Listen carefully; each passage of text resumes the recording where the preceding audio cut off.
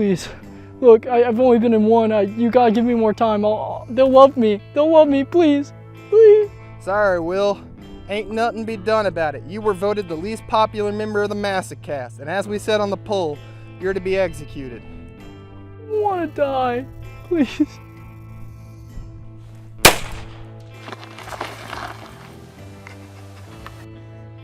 Oh, hi, I didn't see you there. I was just executing the least popular member of the Massacast. Hi, I'm Bjorn. Welcome back to Deadlands. We're doing episode 5. It's been like 4 months since I uploaded this because I'm lazy and I don't care about my work. Let's just get into it. We're done. This is just a reminder that this is episode 5 of the show. If you haven't seen 1 through 4, I would extremely highly recommend going back and watching those.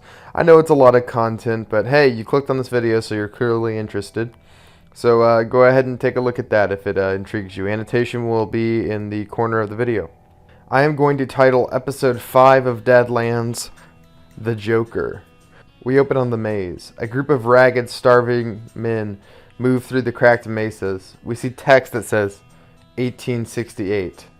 As the small group of men move, a man stumbling in the back falls to the ground.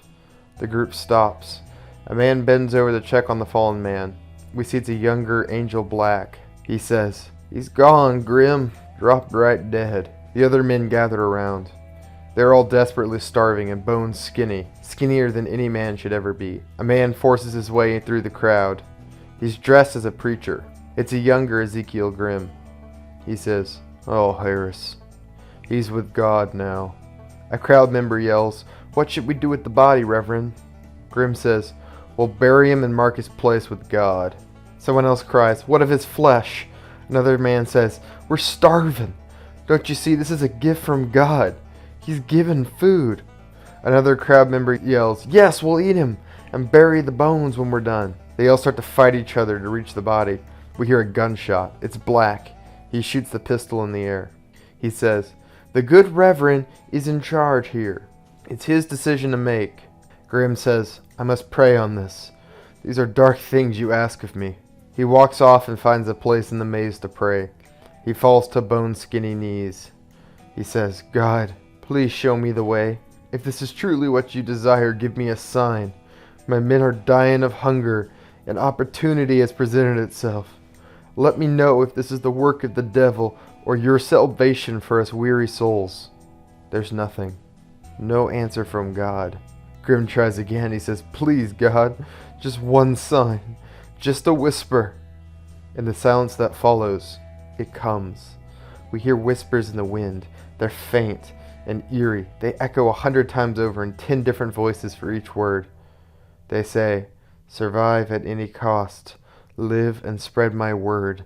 The reckoning is at hand." Grimm's eyes grow wide. He says, "Your will be done, King above kings." He stands and walks back to the others. He stands on a rock and proclaims, "God has spoken to me. He's shown me the path to our salvation. Black, start a fire." The men all cheer. We see the sun set as a few men gather around the fire. We see their silhouettes eating the meal they've cooked. One by one they begin to fall over. We see them scream and writhe in pain. They begin to strike monstrous forms with long, sharp claws and deer antlers for heads. By cannibalizing, they become wendigos. We're going to cut to the present. We see John and the others are still hiding among the bodies in the meat freezer. We see Grimm looking around the room with pride. He takes some colorful yarn and ties markers on 20 or so of the bodies. When he's done, he leaves the freezer, Heart of Darkness, in his hand. Christine says, "Oh hell, what is this?" Lacey says, "It's like livestock." John says, "For who?" Lacey thinks for a moment. "Oh my God. For the city. The food he gives out. He's making them all cannibals." Christine says, "Why?" John says, "I don't know, but I reckon it don't take a genius to figure out that we don't want to know. Given the circumstances, I think we need to get out of here." Christine says, "No, we have to follow him." Christine starts to make for the exit. John says, "What?" He grabs her hand. "Have you lost your goddamn mind?" he asks. Christine says, "He has the stone, John. I need it." John says, "Christine, the man is literally a monster. It ain't worth your life. Christine looks at John with stubbornness in her eyes. She says, "This is my chance, John. I'm gonna take it, with or without the rest of you." She heads out the door. Hitoshi quickly follows her without a second thought. John says, "Women. Fuck." He follows her too. Only Lacey is left. He looks around at all the bodies and sighs. He follows the others. We're going to cut to the church's dungeon. We see Annabelle Leary hanging from a pole by her hands. She looks exhausted and scared. We hear ominous footsteps echoing in the distance. The sound of a metal door opening and shutting. Guardian Black is in the room with her. She looks up, trembling with fear. She says, "I'm already dead, Angel. You've got no power over me. No matter what I say, here I hang." Black nods. "Oh, you'll hang. But I do have power over you.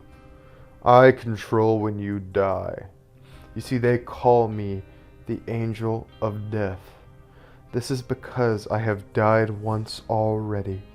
He unbuttons a button on his shirt. "Died and burned in hell for my sins." He unbuttons even more of his shirt. He pulls it back to reveal a bullet hole through his heart. "You might not believe it, but hell spat me out. It left me with a purpose, you see. Countless men have shot me, but I don't die anymore. I am the Grim Reaper. I am the avatar of death. As such, I control when your soul goes to hell. Until I allow it, your very existence will be agony." He picks up a knife from a table. "I would start trying to convince me to show you mercy. The hangman would be a blessing for you." We're going to cut back to John and Christine. We follow Christine and the others as they follow Grim through the church. They hide around corners and evade the angels. This will be a little set piece. At one point, Grim is met by two angels in the hall. The first angel says, "Reverend, there was another uprising last night in the outer ring." Grim asks, "Is it finished?" The second angel says, "Yes, Reverend. 5 dead and all." Grim asks, "Any of ours?" And the second angel replies, "No." Grim says, "And the bodies?" The angel says, "They were recovered, Reverend." Grim says, "Good, good. In the refrigeration room, you'll find marked bodies. The people hunger enough to riot, so let them eat." The second angel says, "As you say, Reverend." Grim moves on, and the group carefully avoids the two angels. After they pass, the group hurries after Grim. John whispers as they walk, "Jesus, are they all in on it?" Lacey says, "It sure seems that way." Eventually, Grim comes to a door guarded by an angel. Grim says, "Angel?" The guardian angel says, "Reverend, returning the heart?" Grim says, "I am." And the guardian angel says, "How was the hunt?" Grim says, "Good. It had been too long since I took it myself." Grim enters the room and comes out after a couple of minutes.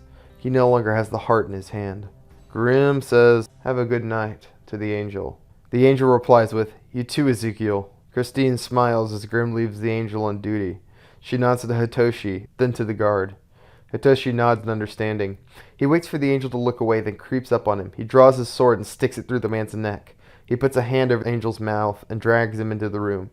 After a few moments, he waves them in. They all enter the room and find a library. The Heart of Darkness isn't anywhere obvious. The room is just filled with books and a small table.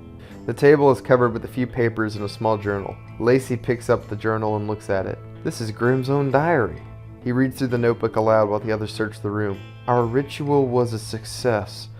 As the reckoners promised, the lives we took during the church's demon massacre were a sufficient sacrifice to imbue my podium with raw black magic. The shards of wood taken from it have given us incredible power. Now the people will not doubt our connection to God. We will show them miracles such that they have never seen before. All the stories have spread of my fending off of the demon attack.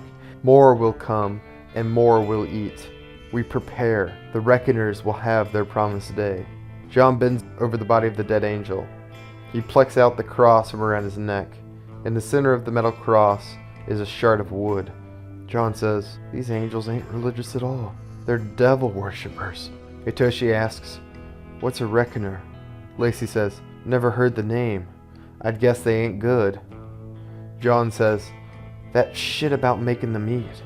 They're turning the whole damn city into cannibals, but why?" Lacey says, "Well, I've known stories about what happens to men who cannibalize. I've heard testimony that people ain't right after. that they turn monstrous, what the legends call a Wendigo. That thing Grimm turned into, it sure matched the stories. John says, but that can't be right. If people have been eating human flesh, then they ought to be turned by now, right? If they really are Wendigos, people of the city sure don't seem to be monsters. Christine chimes in from where she searches. It's the heart of darkness. My mother used to tell me that it kept our family from transforming into our own form. It kept our people safe from us. These angels are using it to feed the people without the side effect. Lacey says, I don't think it's quite that altruistic. The diary keeps going. It says they corrupted their own crops with the power of the shards. It was to force people to eat the meat.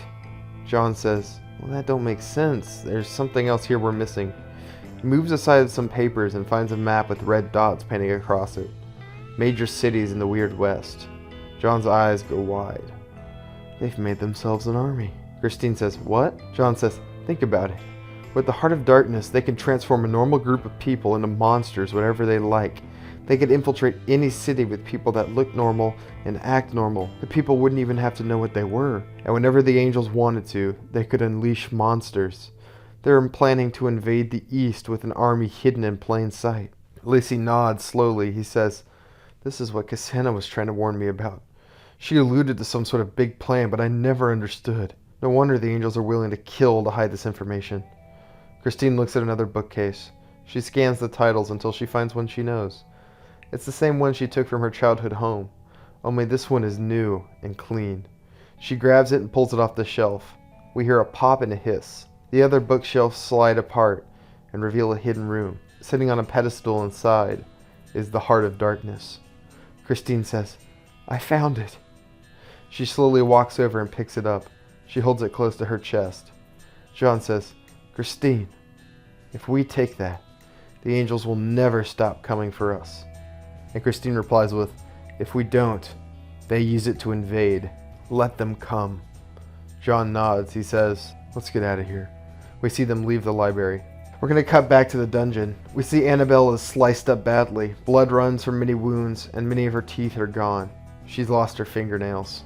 Angel Black stands in front of her with a pair of scissors. They drip with blood. He says, now where are they? I want to know. Annabelle says nothing. She just looks down at her feet and drools. Black says, no answer for me? Annabelle does not reply. Black takes the scissors and removes a finger. We hear her scream. Black says, I'm gonna ask one more time. Then I peel the skin off your foot. Where did they go? Annabelle murmurs something. Black says, what? I can't hear you. Annabelle says, here. They were trying to come here. Through the sewers. Black says, here. To the church. Why? Annabelle says, to steal something from Grimm. A gemstone, they said. That's all I know, I swear. We see the color drain from Black's face. He quickly stands up and leaves the room. He runs down the hall until a guardian angel stops him. We found a dead angel, sir. In the church. Black says, where? About 20 minutes ago. Inside the library, sir. Black says, move. He moves past the man and hurries to the library. He opens the door to where the stone was hidden. It's gone. He says, oh, fuck. He runs out and finds an angel. He yells, gather men, as many as you can, and bring them to me. I want this city locked down. No one leaves. And get me Guardian Renly. We're going to cut to the outskirts of the city of the Los Angeles. We see the group make their way out of the city. They sneak through the tent city that surrounds the outside perimeter. At last, they reach freedom. Begin to go the way they came, heading back towards Van Horn's light. Christine pulls out the Heart of Darkness and fiddles with it. John looks over her shoulder as she plays with it. He asks, how does it work? Christine says, I don't know, but I think this will tell me. She hands John the heart and pulls out a book from her bag. It's the one from Grimm's library. Christine says, this book translates all the runes inscribed into the heart. With it, I suspect I can understand how the power of the stone works. John says, uh-huh. Look, Christine, I know we talked about it before, but now that you have the heart, what do you say you and I start over, travel together like the old days? Truth is, I've missed you. This journey just reminded me how much. Christine smiles and says, I'd like that. I'd like that a lot. We see the posse of angels all armed to the teeth. They follow Black. Angel Renly is among them. They approach the sewer entrance the group entered through the previous night. Black bends over and finds a fresh set of footprints. Black says, "They've already left." Renly says, "If I may, sir, I know where they'll go. I overheard that ghost eye fella say it in Tombstone." Black says, "Spit it out." Renly says, "A place called Van Horn's Light. All I know is they're meeting there." Black says, "Then we ride for Van Horn's Light. Be it upon your head if you're wrong." We're going to cut to the maze. We see the party climbing over a rope bridge onto a new mesa. They climb up a set of stairs carved into the mesa. From it, they have a great view of the whole maze. We see the shattered plateaus and islands that make up the maze. The city of the Lost Angels is in the distance. Lastly, we see Van Horn's Light. Lacey O'Malley stops to study something in the distance. He pulls out a pair of binoculars from his back. He says, "We've been followed." John says, "What? Let me see." Lacey hands John the binoculars. John looks through them. We can see a group of 6 or 7 angels riding on horseback. John says, "They're too close. And on horseback. We won't make it to Ghost Eye. They'll run us down." Christine says, "We'll make a stand." Hitoshi says, "There are too many of them. We would die." John says, "Not necessarily. You all would. But me, I might stand a chance. If you weren't here, I could unleash hell." Christine says, "No, John. We don't split up. That's not an option." John says, "It is. It's the only option. I can do this." Christine says, "You can't." And John says, "I'm tired of running from these bastards.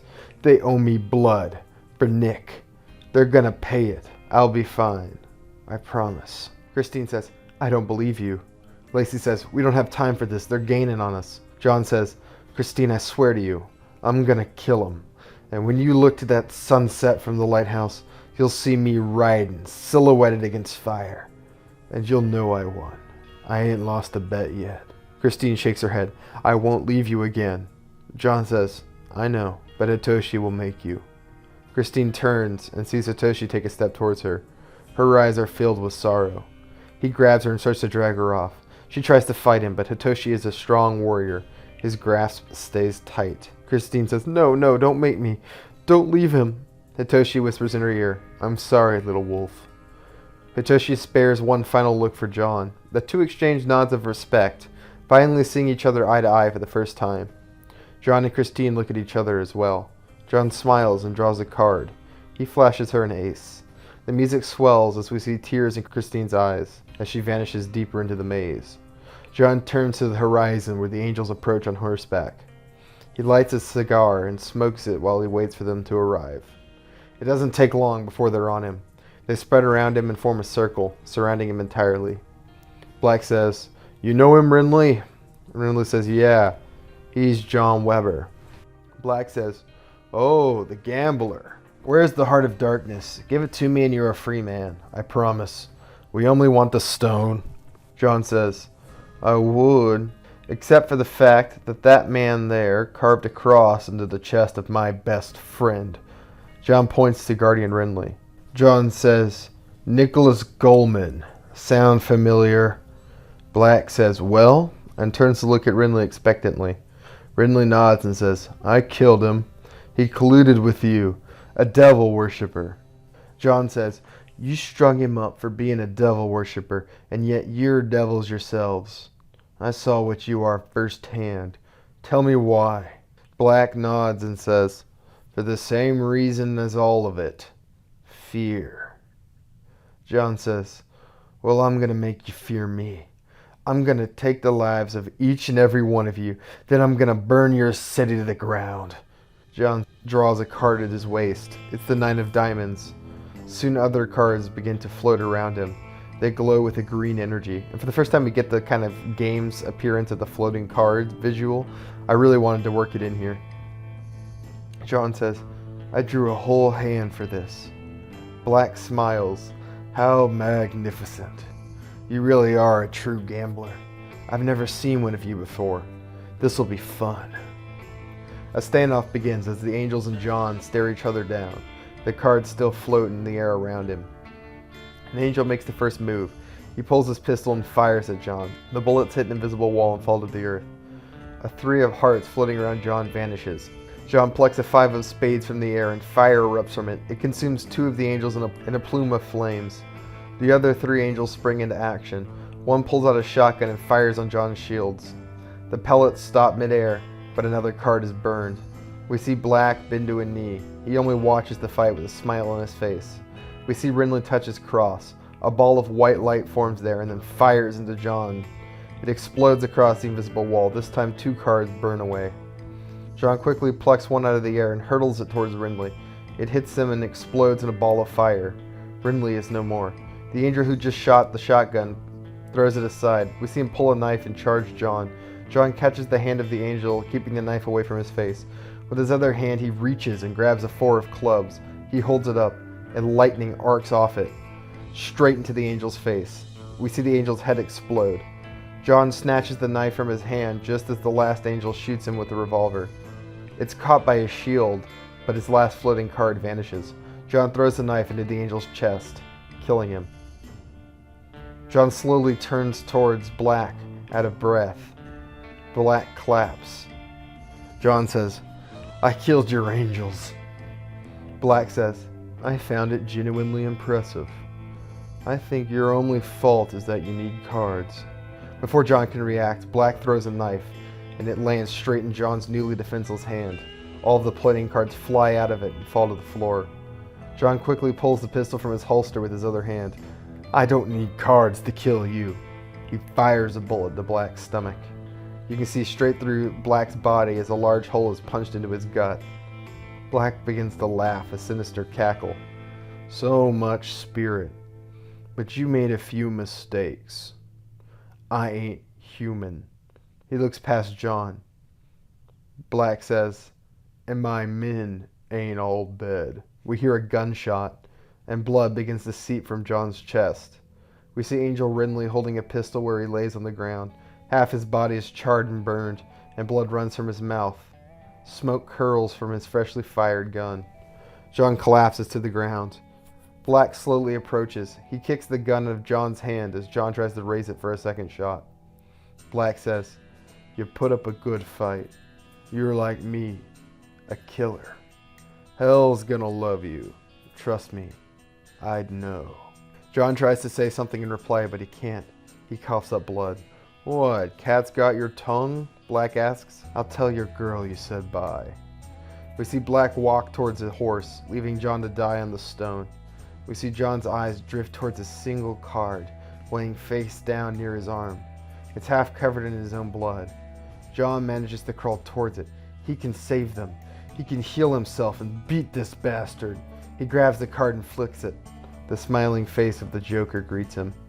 The world around him is plunged into a sudden reddish darkness.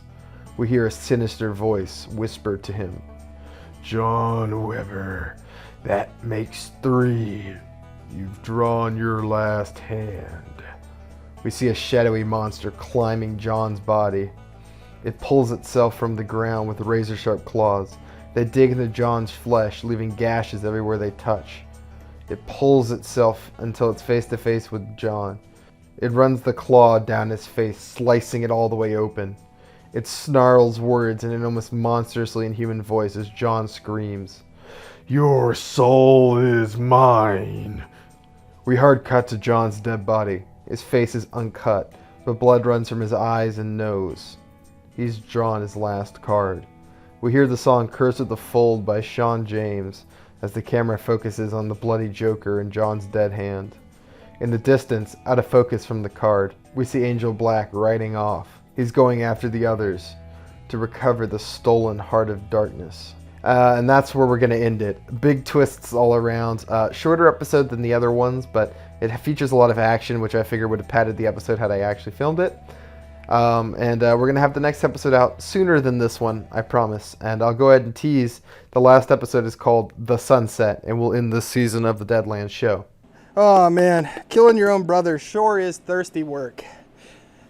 That was a pretty good episode. I killed the protagonist. I do that because I'm a gamer. I don't know. I'm a bad guy. I'm a little risque even. You know, I do things traditional Hollywood writers won't. And Will is really dead, by the way. He's never coming back. I shot his ass. I buried him in a shallow grave. FBI, you can't know where I am right now. That's not happening, all right? And if you don't like and subscribe, I'll come for you too. I don't think I won't. You've seen what I'm capable of.